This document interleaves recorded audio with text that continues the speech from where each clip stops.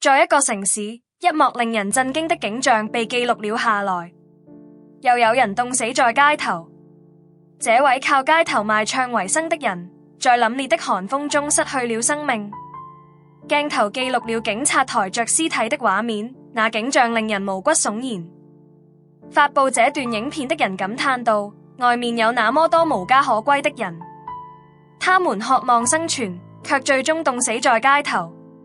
如果能有收容所就好了，但現實是很多收容所條件極其惡劣，衛生狀況糟糕，根本沒人願意去。預計2025年末將迎來寒冬，經濟困境和嚴寒的雙重打擊，正在殘酷地奪走社會底層。另一段影片顯示，有人睡在街頭。當拍攝者上前詢問時，其中一人無奈地回答說：我也很難過。我在股市虧了100多萬元，老婆也離開了我。為了活下去，我昨天開始送外賣。在台灣，無家可歸者救助體系相對完善，全國各地都有收容所，冬季還會採取特別措施。然而，在中國，許多救濟設施條件極為惡劣，迫使許多人冒着生命危險流落街頭，而不是待在室內，導致許多人凍死。在青海省的一個建築工地，傳來急切的求助聲，上次停工，他們付了2個月的工資。這次，他們向政府承諾19號之前會把農民工的工資全部付清，結果卻食言了。現在，沒有人幫我們解決這個問題。這些工人每週5天，從早上9點工作到午夜，如此高點的勞動，卻仍然拿不到工資。在台灣，拖欠工資是明顯的違法行為，如果有人投訴，勞動標準局會介入處理。但在中國，即使向政府做出承諾，也毫無意義。保護勞工的法律機制顯然已經完全失效。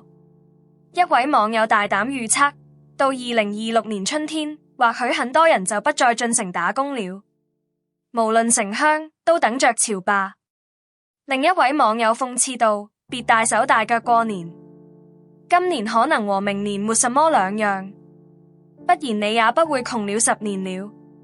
不管你多麼努力，貧窮還是如影隨形。這句話道出了普通中國民眾深切的無力感。影片隨後展現了商業區的蕭條景象，這一排店鋪已蕩然無存，街對面的美甲店也關門歇業。曾經熙熙攘攘的景象，如今只剩下冰冷死寂的金屬捲門。購物中心內也是如此，卡拉 OK 廳以及樓上的電影院都已關門。雖然台灣也面臨區域商業區店鋪倒閉的問題，但如今中國大陸的情況是，即使是主要城市的黃金地段，整片區域的店鋪也正在消失。這顯示消費支出徹底崩潰。一位店主的自白令人心碎。今天我2家店的總收入只有29元，約合600日元。2家店都開了一整天，卻只賺了這麼多。這並非因為他不努力，他拍攝宣傳視頻，每天舉辦促銷活動，鞋子每隻只賣幾十元，但今天他只賣出了一雙打折的鞋子。他原本希望春節過後情況會好轉，但現實給了他沉重一擊。他懇求道：有沒有人想跟我合夥做生意？我把店面租給你，1個月只要1200元，就在市中心。他已經被逼到了絕境。4點27分，餐飲業也處境艱難。這個月餐飲業真的太慘了，感覺一波倒閉潮就要來了。昨天營業額不到600元，今天稍微好一點，700多元。現在看到街上的紙箱和塑料瓶，我雜誌都想撿起來賣掉換錢。在另一段影片中，一對經營小吃店的夫婦正在激烈爭吵，7個月虧損了將近10萬元。算了，還有什麼意義？乾脆關門算了。就算不賺錢，至少日子也好過些。你不關門，我都不在乎了。這段簡單的對話真實地反映了中國個體戶面臨的困境。更令人震驚的是，正規企業員工普遍存在拖欠工資的問題。一位幼兒園老師說，問題已經不僅僅是工資低了，而是根本付不起。校長說，每月2000元的工資要分期支付，每次200或300元，也就是說要10個月才能付清。這就是中國教育的現況。另一位在一家知名連鎖健身房工作了10年的老員工說，他因為未達到績效目標而被解僱。在查看薪資單後，他發現公司連續37個月支付給他的工資低於上海最低工資標準。他憤怒地表示，媒體對此隻字未提，全國各地的大公司都在暗中欺騙員工。在台灣，違反最低工資法是重罪，但在中國，即使是大公司也可以肆無忌憚地違法而不受懲罰。在中國，不同世代的人都在受苦。一位2000年出生的工程師感嘆道，身為技術員，我感到很慚愧。失業已經11天了。以前我一個月能賺3萬元，現在卻只能住在車庫裏，一個月房租800元，每天吃泡麵。我的名牌沒了，衣服和化妝品也都是便宜賺錢，就幾百元就幾百元。一位90年出生的女性面臨着更大的困境。今天是30號，我向母親借了500元交醫保。我從11月份就開始這筆錢，想着2個月能下幾百元，結果到了月底還是沒錢，只好向我借錢。同時，一位80年出生的男士向同齡人道歉：80，親愛的兄弟姐妹們，對不起，讓大家不高興了。以前我總覺得40歲是不會再犯大錯的年紀，意思是說，到了這個年紀，面對生活的種種困難，我連嘆息都不敢大聲。另一位女士的自白引起了無數人的共鳴。